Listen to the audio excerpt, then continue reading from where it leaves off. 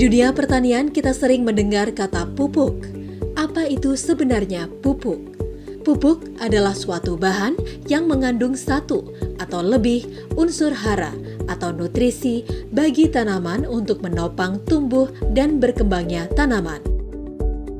Unsur hara yang diperlukan oleh tanaman adalah sebagai berikut: C, H, O, N, P, K, Ca, Mg, S, hara makro, dan Fe, Mn, Cu, Zn, Cl, Mo, B, hara mikro. Secara umum, pupuk berfungsi sebagai sumber zat hara untuk mencukupi kebutuhan nutrisi tanaman dan memperbaiki struktur tanah. Pemberian pupuk pada media tanam dapat meningkatkan kadar hara dan kesuburan.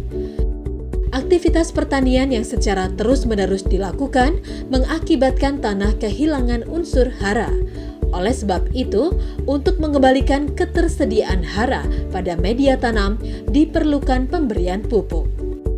Seperti kita ketahui bahwa tanah-tanah di Indonesia itu sudah sangat rendah kandungan bahan organiknya, ya.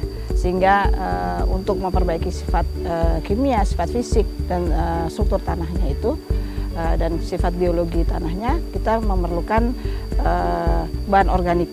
Ya, bahan organik didapatkan dari pupuk organik.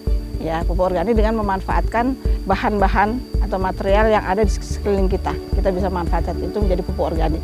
Nah, dengan pupuk organik itu mengandung bahan-bahan unsur-unsur yang sangat berguna bagi tanaman dan juga untuk berguna bagi mikroorganisme tanah, kelangsungan hidupnya, sehingga mendukung pertanian yang ramah lingkungan. Dalam pemberian pupuk perlu diperhatikan kebutuhan tumbuhan tersebut agar tumbuhan tidak mendapat terlalu banyak zat makanan. Terlalu sedikit atau terlalu banyak zat makanan dapat berbahaya bagi tumbuhan. Dalam praktik sehari-hari, pupuk biasa dikelompok-kelompokkan. Pembagian itu berdasarkan sumber bahan pembuatannya, bentuk fisiknya, atau berdasarkan kandungannya. Berdasarkan sumber bahan, dari segi sumber atau bahan pembuatannya, pupuk dikelompokkan menjadi dua: pupuk organik atau pupuk alami dan pupuk kimia atau pupuk buatan. Berdasarkan bentuk fisiknya, pupuk dibedakan menjadi pupuk padat dan pupuk cair. Pupuk berdasarkan kandungannya dikelompokkan menjadi pupuk tunggal dan pupuk majemuk. Pupuk tunggal mengandung hanya satu unsur, sedangkan pupuk majemuk paling tidak mengandung dua unsur yang diperlukan. Puslitbangbun Kementerian Pertanian memiliki cara tersendiri dalam membuat pupuk. Pembuatan pupuk organik terdiri dari dua langkah utama. Pertama, proses pembuatan dekomposer. Lalu kedua, proses pembuatan pupuk. Untuk dekomposer ada dua alternatif, yaitu dekomposer yang sudah jadi atau dekomposer buatan sendiri yang diproduksi dari sisa-sisa sayuran kantin. Bahan-bahannya sebetulnya kita bisa memanfaatkan bahan-bahan dari sekitar kita. Ya, misalnya bahan-bahan dari dapur ibu-ibu, dari masakan, ya, dari sisa sayuran, sisa-sisa buah-buahan, ya, itu kita jadikan istilahnya MOL, dekomposer, jadi mikroorganisme lokal. Gula tadi dicampur ke air cucian beras atau air kelapa. Kalau tidak ada air cucian beras, air kelapa yang banyak kita ini kan di pasar, dapatnya di pasar. Kita aduk dulu. Sampah-sampah yang dapur dicincang dulu, ya, dicincang dulu, ya, dibiarkan nanti sehari, ya, kemudian dimasukkan ke ember dulu. Ini ember untuk membuat mol tadi. Dengan perbandingan kalau sampahnya 3 kilo, maka air kelapa atau air cucian berasnya 5 liter. Kemudian gulanya 2 ons atau molase, tetes tebu. Sebetulnya sangat mudah, tinggal dicampur, ya, itu diaduk, kemudian kita tutup sampai 14 hari, 2 minggu. Jangan terlalu lama nutupnya. Kalau sampai 17 hari, 20 hari kita lupa, maka yang berkembang belatungnya. Kita aduk, sudah kita tutup sampai 14 hari. Nanti kita tunggu sampai baunya seperti bau asinan. Nah, udah bau asinan 14 hari berarti itu udah siap untuk jadi mol atau dekomposer atau penghancur sampah organik yang ada untuk menjadikan pupuk organik.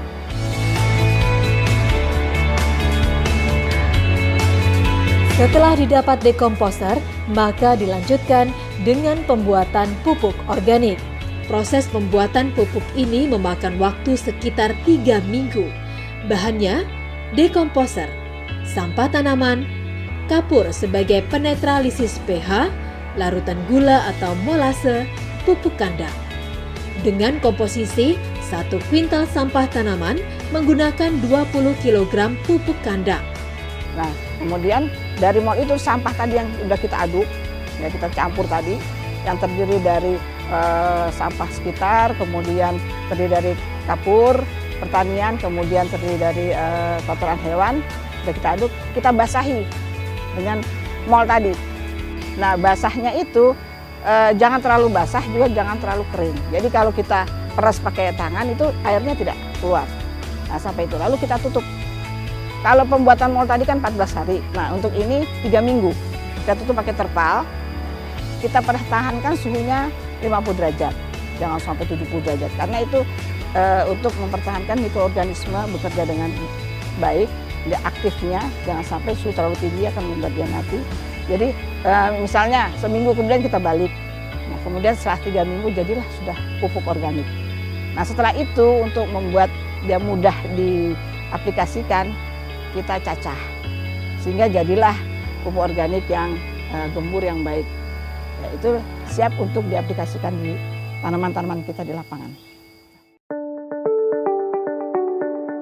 Untuk skala besar, kita dapat mencontoh Kabupaten Gianyar membuat pupuk organik dari sampah Kota Gianyar, Bali.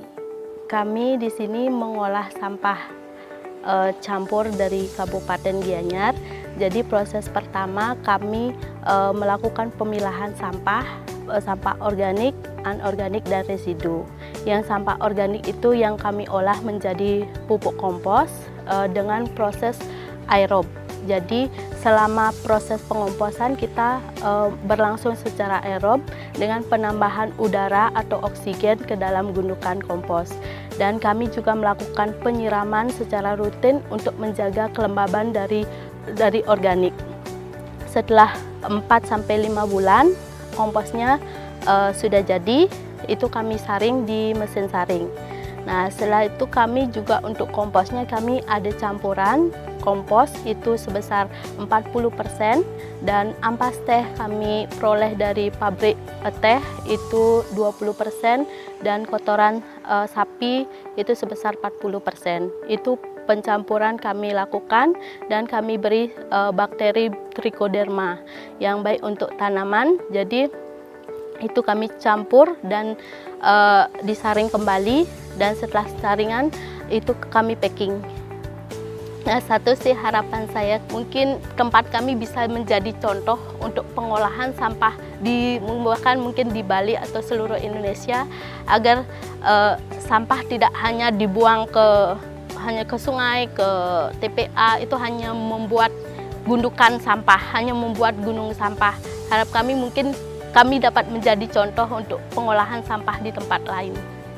Saat ini tanah-tanah di Indonesia sudah terlalu kurus, ya, dan juga rusak secara fisik biologi, dan tentunya karena dari dulu kita terlalu banyak menggunakan pupuk kimia secara besar-besaran, ya, marilah kita perbaiki tanah air kita ini, ya, tanah tempat kita berpijak ini supaya menjadi subur kembali, ya, sesuai dengan tahun 2010 kan sudah dicanangkan Go Organik.